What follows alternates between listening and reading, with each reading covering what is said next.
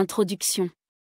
Le mois de Ramadan va bien au-delà d'une simple pratique religieuse, c'est une période d'éducation spirituelle et de transformation personnelle. Pendant ce mois sacré, les changements d'habitudes alimentaires favorisent une meilleure hygiène de vie, tandis que l'abstinence offre une opportunité de perdre du poids pour certains.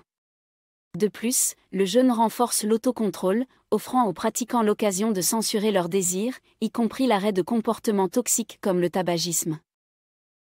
Changement physiologique durant le jeûne. Pendant le jeûne, le corps subit plusieurs changements physiologiques pour s'adapter à l'absence de nourriture. L'estomac diminue sa production d'acide gastrique, tandis que le pancréas réduit la sécrétion d'insuline tout en augmentant les hormones hyperglycémiantes pour maintenir la glycémie. Le foie libère du glycogène, principale réserve de glucose, pour fournir de l'énergie au corps. La vésicule biliaire concentre la bile en prévision du prochain repas, tandis que les sécrétions digestives dans l'intestin grêle diminuent, permettant une contraction régulière toutes les 4 heures. De plus, le gros intestin augmente la réabsorption d'eau pour maintenir l'hydratation du corps. Ces ajustements physiologiques sont essentiels pour soutenir le corps pendant le jeûne et garantir son bon fonctionnement malgré le manque d'apport alimentaire. Pendant le jeûne, le corps passe par plusieurs étapes pour maintenir un approvisionnement en énergie adéquate. Au début, il produit du glucose à partir des acides aminés et augmente la consommation des acides gras libres pour fournir de l'énergie. Après quelques jours, il entre en cétose, produisant des corps cétoniques à partir des lipides pour épargner les protéines. Ces mécanismes permettent au corps de maintenir ses fonctions essentielles malgré l'absence d'apport alimentaire. Quel impact du jeûne sur la santé ? Le jeûne a des effets positifs sur la santé cardiovasculaire.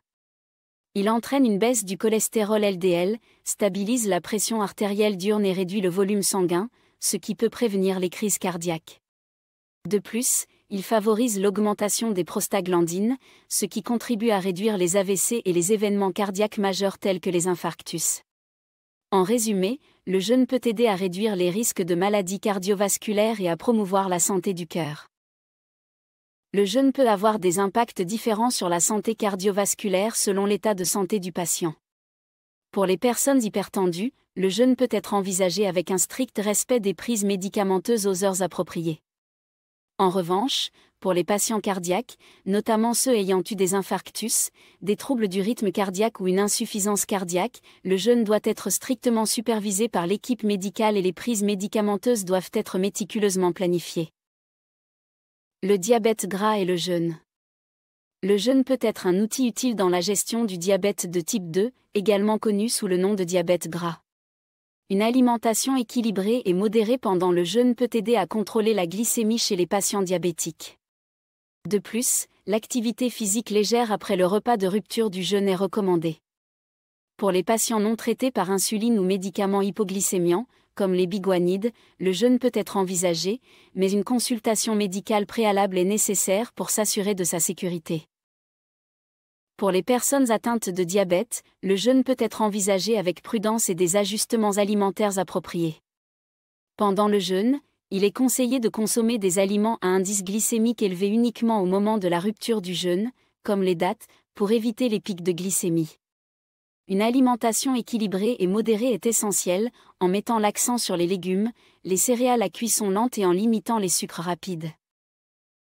Les signes d'hypoglycémie. Les signes d'hypoglycémie comprennent une variété de symptômes tels que des sueurs, une pâleur, une sensation de faim anormale, des nausées légères, une nervosité, des tremblements, des palpitations, une irritabilité, des picotements autour de la bouche, des vertiges, des maux de tête, une vision trouble, une sensation de faiblesse, une perte d'équilibre, une accélération du rythme cardiaque et une sensation d'angoisse. Il est essentiel de reconnaître ces signes et de traiter l'hypoglycémie rapidement en consommant des aliments ou des boissons contenant du sucre pour élever le taux de glucose sanguin. En cas de symptômes sévères ou persistants, il est recommandé de consulter un professionnel de santé. À qui le jeûne est-il déconseillé ? Le jeûne est déconseillé aux personnes dans les cas suivants. Les diabétiques, notamment ceux qui sont sujets aux hypoglycémies fréquentes ou qui ont eu une hypoglycémie sévère dans les 3 mois précédant le ramadan, ainsi que ceux qui ont du mal à reconnaître les signes d'hypoglycémie ou qui contrôlent mal leur glycémie. Les personnes ayant eu des problèmes aux yeux ou au cœur, car le jeûne peut aggraver leurs conditions. Les personnes ayant subi une chirurgie de l'obésité, car le jeûne peut compromettre leur rétablissement. Les femmes enceintes, qui ont des besoins nutritionnels spécifiques pour leur santé et celle de leur bébé. Il est important de prendre en compte ces facteurs et de consulter un professionnel de santé avant d'entreprendre un jeûne, afin d'évaluer les risques potentiels pour la santé. Le jeûne et le diabète, quels risques ? Le jeûne chez les personnes atteintes de diabète comporte plusieurs risques potentiels, notamment déshydratation, la perte en eau de l'organisme pendant le jeûne, surtout par temps chaud, peut entraîner des symptômes tels que sécheresse buccale, crampes, nausées, vomissements et palpitations cardiaques. La déshydratation accroît également le risque de formation de caillots sanguins. Hypoglycémie, une baisse du taux de sucre dans le sang peut survenir pendant le jeûne, ce qui peut entraîner des symptômes graves tels que perte de conscience, convulsions ou crise d'épilepsie. Les symptômes peuvent varier en gravité, allant de confusion, vertige, somnolence, nervosité, maux de tête, irritabilité, transpiration, faiblesse, accélération du rythme cardiaque à la sensation de faim. Hyperglycémie, une élévation du taux de sucre dans le sang peut survenir au moment de la rupture du jeûne. Les symptômes d'hyperglycémie comprennent la fatigue, une soif intense, des maux de tête, des difficultés de concentration, une miction fréquente et une perte de poids. Quelles précautions dois-je prendre lorsque je jeûne ? Lorsque vous jeûnez, voici quelques précautions à prendre. Surveillez régulièrement votre glycémie, effectuez des contrôles au moins 2 fois pendant le jeûne et 1 fois avant le premier repas qui suit. Agir en cas d'hypoglycémie, si votre taux de glycémie descend en dessous de 0,60 g par litre, 0,70 g par litre dans les premières heures du jeûne, ou s'il est à 3 g par litre, il est important de rompre le jeûne et de consulter immédiatement votre médecin. Limitez l'activité physique, évitez les efforts physiques intensifs pendant la période de jeûne, surtout par temps chaud, pour réduire le risque de déshydratation. Dois-je suivre mon traitement en période de pendant le jeûne ? Il est essentiel de suivre attentivement votre traitement contre le diabète. Certains médicaments peuvent augmenter le risque d'hypoglycémie, donc consultez votre médecin pour évaluer la sécurité de votre traitement pendant cette période. Si vous prenez de l'insuline ou des médicaments par voie orale, votre médecin vous indiquera les ajustements nécessaires à apporter, comme des changements de dose ou des médicaments à arrêter ou réduire. Ne modifiez jamais votre traitement sans avis médical pour éviter les complications. Jeûne. Comment gérer mes repas ? Pour gérer vos repas pendant le jeûne, voici quelques conseils pratiques. Pour le suhoor, réveillez-vous tôt pour prendre le suhoor. Choisissez des aliments riches en sucre lent et en fibres, comme le blé, la semoule, les céréales et les légumes secs. Buvez beaucoup d'eau et des boissons chaudes sans sucre pour vous hydrater. Pour la rupture du jeûne, soyez prudent pour éviter l'hyperglycémie. Commencez par des sucres rapides, comme les dattes, pour remonter rapidement votre glycémie. Ensuite, optez pour des sucres lents pour une libération d'énergie régulière. Évitez les aliments gras et sucrés, ainsi que les pâtisseries. Assurez-vous de bien vous hydrater avec de l'eau et des boissons sans sucre. En suivant ces conseils, vous pouvez gérer vos repas pendant le jeûne de manière équilibrée et sûre. Pathologie où le jeûne est bénéfique. Le jeûne peut apporter des bénéfices à certaines pathologies. La goutte, il peut aider à réduire les niveaux d'acide urique dans le corps, bénéfique pour les personnes atteintes de cette maladie. L'obésité, associée à une alimentation équilibrée et à une activité physique régulière, le jeûne peut contribuer à la perte de poids chez les personnes obèses. Les pathologies digestives, le repos du système digestif pendant le jeûne peut améliorer les conditions telles que les ulcères gastriques, les diverticuloses et les risques de cancer colorectal. Les maladies cutanées, la déshydratation pendant le jeûne peut réduire les risques d'infections cutanées et améliorer les affections telles que les allergies. En présence d'une maladie chronique, il est impératif que le jeûne soit autorisé et accompagné par un médecin. Il est crucial de ne pas oublier, supprimer ou sauter les prises médicamenteuses pendant le jeûne, car cela peut entraîner des complications graves pour la santé.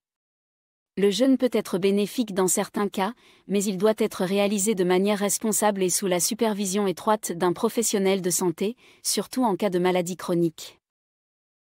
Les lavages buccaux, les gargouillements et les pulvérisations buccales locales, à condition d'éviter d'avaler tout ce qui passerait par la gorge. Les injections sous-cutanées, intramusculaires et intraveineuses, à l'exception des injections de solutés nutritifs.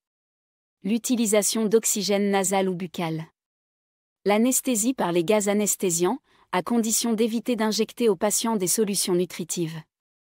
Tout ce qui entre dans le corps par pénétration cutanée, comme les préparations dermatologiques lipidiques, les crèmes ou pommades dermatologiques à usage thérapeutique. L'angiocoronarographie diagnostique ou interventionnelle pour l'angioplastie, que ce soit au niveau des coronaires ou des artères extracardiaques. Selon le Conseil international de fatwa de Djeddah en 1997, les examens et procédures suivants sont considérés comme compatibles avec le jeûne et ne l'interrompent pas: les collyres ophtalmiques, les lavages oculaires, ainsi que les collyres ou pulvérisations nasales, à condition d'éviter d'avaler ce qui passerait par la gorge. Les comprimés sublinguaux pour le traitement de l'angine de poitrine ou d'autres maladies coronariennes, à condition d'éviter d'avaler ce qui passerait par la gorge. Tout ce qui pourrait être introduit dans le vagin, que ce soit pour le nettoyage, une analyse, une vaginoscopie ou un toucher vaginal. Les procédures telles que l'utéroscopie, l'insertion d'un stérilet ou tout autre élément qui entre dans l'utérus.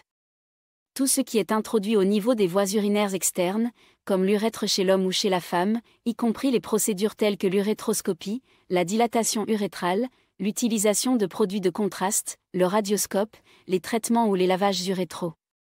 Les soins dentaires tels que le perçage d'une dent, l'extraction d'une molaire, le lavage buccal ou la toilette dentaire avec du dentifrice ou du siwak, à condition d'éviter d'avaler quoi que ce soit qui passerait par la gorge.